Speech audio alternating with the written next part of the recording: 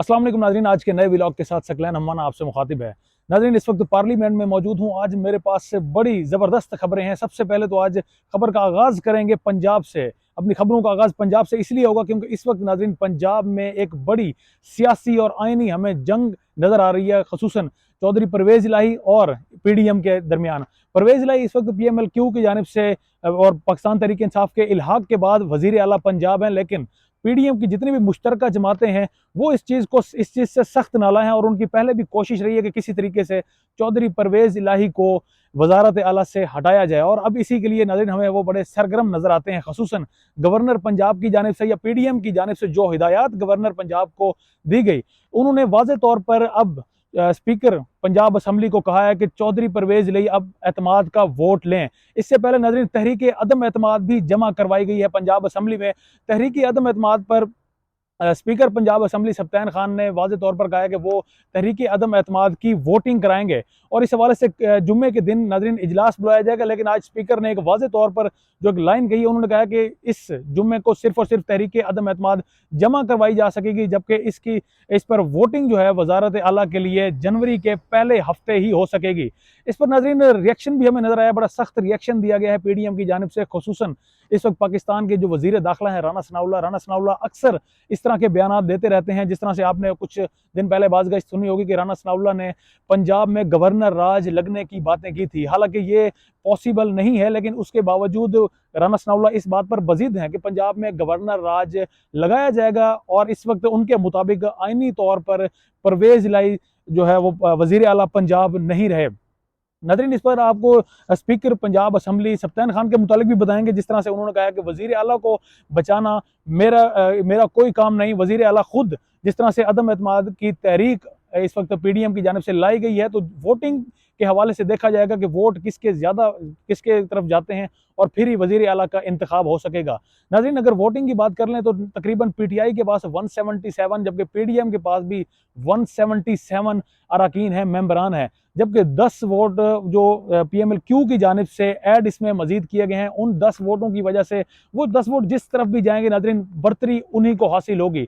चाहे वो PMLQ अगर इस वक्त PDM का साथ देगी तो PDM का ही मुश्तरका वज़ीर आला आ सकता है और उस पर आसिफ अली जरदारी ने वाज़े तौर पर कहा है कि उनका वज़ीर आला का उम्मीदवार हमजा शहबाज है, क्योंकि पंजाब में मेजॉरिटी इस वक्त PMLN की है।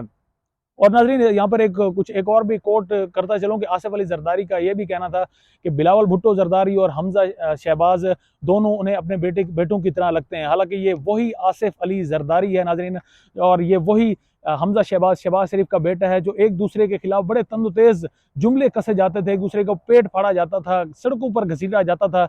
लेकिन वो अक्सर कहते हैं ना कि हिना परवेज भट्ट जिस तरह से अक्सर एक कोट करती हैं कि politics is art of possibilities. तो ये आर्ट ऑफ पॉसिबिलिटीज यानी अपने मफाद के लिए जिस तरह से PDM इकट्ठी हुई, अब उसी मफाद के लिए हमजा शहबाज इनकी तरफ से उम्मीदवार हैं। और जिस तरह से मैंने पहले बताया कि स्पीकर ने वाज़े तौर पर कहा है कि जनवरी के पहले हफ्ते तक वोटिंग हो सकेगी और उसके बाद डिसाइड होगा कि पंजाब का तख्त किसको हासिल होने वाला है।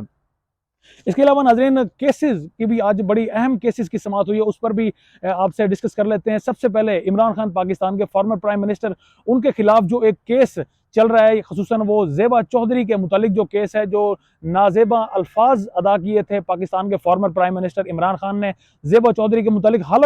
हालांकि इमरान खान साहब खुद उनके चैम्बर में जाकर माजरत कर चुके हैं, जब इवन उस वक्त ज़ेबा चौधरी वहां मौजूद नहीं थी, लेकिन इसके बावजूद अभी तक वो केस जारी है। इस पर जो कोर्ट है, कोर्ट की जानिब से आज वाज़े तौर पर कहा गया है कि इमरान खान साहब 18 जनवरी को हर सूरत कोर्ट में अपनी हाजिरी को यकीनी बनाएं और इसी पर ही 18 जनवरी तक अब केस की समाअत मुलतवी की गई है। यानी कोशिश यही की जा रही है कोर्ट की जानिब से कि ज़ेबा चौधरी के मामले में या ओवरऑल अगर हम डिस्कस करें इस सिनेरियो को, तो PDM की जानिब से सबसे बड़ी जो कोशिश है वो यही की जा रही है कि किसी तरीके से इमरान खान साहब को नाअहल करवाया जा सके।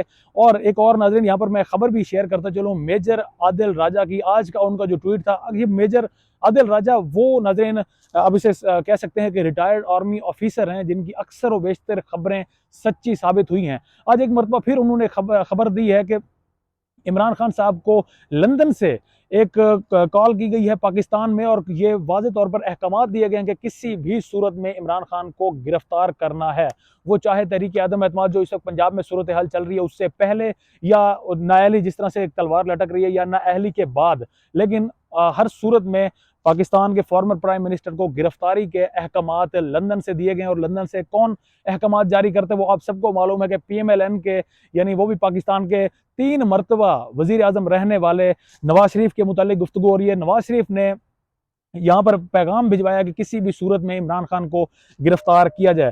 तो एक केसेस, ये सिर्फ जेबा चौधरी वाला केस नहीं, इससे पहले इंसदाद दहशतगर्दी के केसेस भी इमरान खान साहब पर बनाए गए, और वो देखा हमने कि हाई कोर्ट ने जिस तरीके से उन केसेस को मुस्तरद किया कि आप एक ऐसे शख्स को दहशतगर्द किस तरह से डिक्लेयर कर सकते हैं। इवन के नाज़रीन, उम्मत मुसलमान की जानिब से भी आवाज़ उठाई गई कि जिस शख्स ने उम्मत मुसलमान की दुनिया में आवाज़ उठाई, आप उसे किस तरह से दहशतगर्द डिक्लेयर कर सकते हैं। बहरहाल ये जेबा चौधरी का मामला अभी भी इमरान खान साहब के गले में इस वक्त हड्डी की सूरत इख्तियार कर चुका है, और 18 जनवरी तक तलब कर लिया गया है इमरान खान साहब को। अब नाज़रीन बढ़ते हैं उस बूढ़े शख्स की जानिब जिसकी उम्र तकरीबन 70 साल से प्लस है, लेकिन वो बूढ़ा शख्स अभी भी जुल्म व बर्बरियत का निशाना बन रहा है। जी हाँ, मेरी मुराद आजम खान स्वाति की जानिब है। मेरे आजम खान स्वाति नाज़रीन वो शख्स है जिसने हक गोई की वजह से, अपने सच्चाई कहने की वजह से, जिसने जुल्म के जिस पर पहाड़ तोड़े गए, इवन के नाजेबा वीडियो उनकी बेटी को सेंड की गई। नाज़रीन, आजम खान स्वाति 26 नवंबर को एक मरतबा फिर उन्होंने जिस तरह से जनरल बाजवा के खिलाफ सख्त अल्फाज इस्तेमाल किए, इवन शहबाज गिल ने भी सख्त अल्फाज इस्तेमाल किए, और आजम खान स्वाति ने ट्वीट्स भी किए। 2 ट्वीट्स उन्होंने किए थे। ट्वीट्स में इवन उन्होंने जनरल बाजवा यानी पाकिस्तान के जो साबिक चीफ ऑफ आर्मी स्टाफ थे उनके मुतालिक उन्होंने नाजेबा अल्फाज इस्तेमाल किए, उन्हें बास्टर्ड तक कहा, और उनके ट्वीट को आगे रीट्वीट्स भी किया गया, और जिन्होंने आगे रीट्वीट्स किया उनका भी उन्होंने कमेंट्स में जाकर थैंक यू अदा किया। तो इसी पर नाज़रीन आजम खान स्वाति को एक मरतबा फिर से गिरफ्तार किया गया था। आज उनका एक तफसीली फैसला आज कोर्ट की जानिब से जारी किया गया है, और बड़ी आपको मज़े की बात बताऊं कि जो जज थे उनका नाम भी आजम खान था। तो आज आजम खान ने आजम खान स्वाति की जो जमानत की दरख्वास्त थी उसको आज खारिज किया है, और उसकी वजह सिर्फ और सिर्फ यही बताई है कि आजम खान स्वाति ने चूंकि एक ही जुर्म उन्होंने 2 बार किया। इससे पहले भी वो पाकिस्तान के former chief of army staff के मुतालिक इस तरह की नाजेबा जबान इस्तेमाल कर चुके हैं। इस तरह की वो आपको याद होगा एक ट्वीट उन्होंने किया था जिसमें उन्होंने मुबारकबाद दी थी जनरल बाजवा को कि इस तरह से मुल्क में अब जो भी सिचुएशन इस वक्त चल रही है, करंट सिनेरियो जो भी चल रहा है, उसके जिम्मेदार जनरल बाजवा आप हैं। उनके ट्वीट का मतलब यह था। उस वक्त भी उन्हें गिरफ्तार किया गया था, और गिरफ्तार करने के बाद 26 नवंबर को आजम खान स्वाति ने जिस तरह से सख्त जुमलों को अपने अल्फाज का इस्तेमाल किया उन्होंने तकरीर करते हुए, और इसके अलावा उन्होंने जो ट्वीट्स इस्तेमाल की, तो यही जज साहब का कहना था कि एक ही जुर्म उन्होंने चूंकि 2 बार किया है, इसी वजह से इनकी जो जमानत की दरखास्त है उसे खारिज किया गया। और उनका यह भी कहना था जज आजम खान का कि इस केस में नाजरीन आजम खान स्वाति को 7 साल कैद की सजा भी सुनाई जा सकती है, जबकि इसी जुर्म में आजम खान स्वाति को उम्र कैद की सजा भी सुनाई जा सकती है। तो अब नाजरीन ये केस भी इस तरह से, यानी आज जमानत उनकी खारिज हो चुकी है, और वो बूढ़ा शख्स अभी भी जेल की सलाखों के पीछे है, जो तशद्दुद है वो बर्दाश्त कर रहा है। इसके अलावा शहबाज गिल पर अब नाजरीन आते हैं। शहबाज गिल भी वो उन अशखास में शामिल है, वो प्रोफेसर जिसने पाकिस्तान के लिए अमेरिका के मुल्क को छोड़ा, वहां पर चूंकि प्रोफेसर था उसने वहां को छोड़कर पाकिस्तान की पॉलिटिक्स को ज्वाइन किया, तो यही उसका कसूर था, पॉलिटिक्स को ज्वाइन करना ही उसका कसूर था। उस पर जिस तरह से केसेस बनाए गए, शहबाज गिल को जिस तरह से गिरफ्तार किया गया, और जो उनके साथ पिम्स हॉस्पिटल में पुलिस की जानिब से रवैया रखा गया, इवन के पाकिस्तान के फॉर्मर प्राइम मिनिस्टर को उस वक्त उनसे मुलाकात तक नहीं करने दी गई। तो उस शहबाज गिल के मुतालिक आज जब केस की समाप्त हुई तो उसमें नाज़रीन उनके वारंट गिरफ्तारी जारी किए गए हैं। लेकिन एक बात जो अभी वो बेहतर तरीके से अब मैं आपको इस तरह से समझाऊं कि उनकी काबिल जमानत वारंट गिरफ्तारी जारी किए गए हैं, और जो अदलिया है उनकी जानिब से कहा गया है, जज साहब की जानिब से कहा गया है कि जो आजम खान स्वाति है उनके वकील को कहा गया है कि एक तो 2 लाख के मुचलके जमा करवाए जाएं शहबाज गिल की जमानत के, और दूसरा उन्होंने कहा कि अगली समाअत में हर सूरत शहबाज गिल अपनी हाजिरी को यकीनी बनाए। इससे पहले आज जो वकील हैं शहबाज गिल के उनकी जानिब से आज इस्तिस्ना की दरख्वास्त की गई थी कि शहबाज गिल की चूंकि तबीयत नासाज है, उन्हें दमे का मसला है और इस वक्त भी वो अपना इलाज जारी रखे हुए हैं। तो जज साहब की जानिब से कहा गया कि क्यों वो पिम्स हॉस्पिटल में आकर क्यों नहीं अपना इलाज करवाते, और जिस तरह से जब उनको जमानत पर रिहाई मिली तो उसके बाद तो वो हशाश बशाश थे।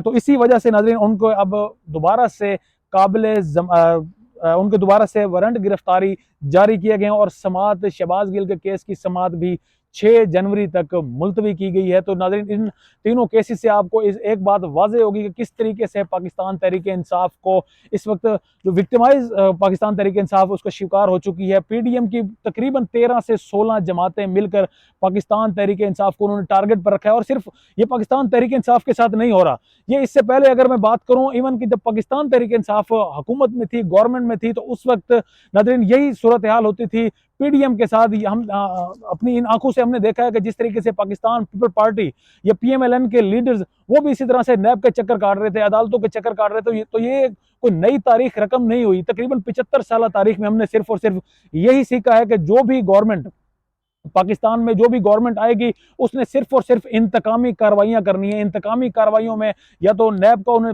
जो पॉलिटिशियंस हैं उनको सामना करना पड़ता है, या फिर उन्हें जेलों के चक्कर लगवाए जाते हैं। जरदारी ने तकरीबन 8 साल जेल गुजारी, मियां मोहम्मद नवाज शरीफ ने 1.5 साल जेल गुजारी, लेकिन उसके बाद मियां मोहम्मद नवाज शरीफ जिस तरह से एनआरओ उन्हें मिला मुशर्रफ की जानिब से, और अब एक मरतबा फिर खान साहब के मुताबिक उन्हें एनआरओ 2 मिला है जनरल बाजवा की तरफ से। तो ये नाज़रीन ये तकरीबन एक दूसरे के सियासी जो जितने भी जमातें हैं इनमें अदम बर्दाश्त की सी सूरत हमें नजर आती है। एक जो भी जमात हुक्मरान जमात हमेशा से टारगेट करती है अपोजिशन जमातों को, और उम्मीद हम यही कर सकते हैं कि ये किसी नहज पर पहुंचे, एक मुल्क में बेहतरी लाने के लिए अपना रोल प्ले कर सकें ये जितनी भी सियासी जमातें हैं। अब तक के लिए इतने ही। अपने मेज़बान सकलैन अम्माना को इजाज़त दें। अल्लाह ने के बान।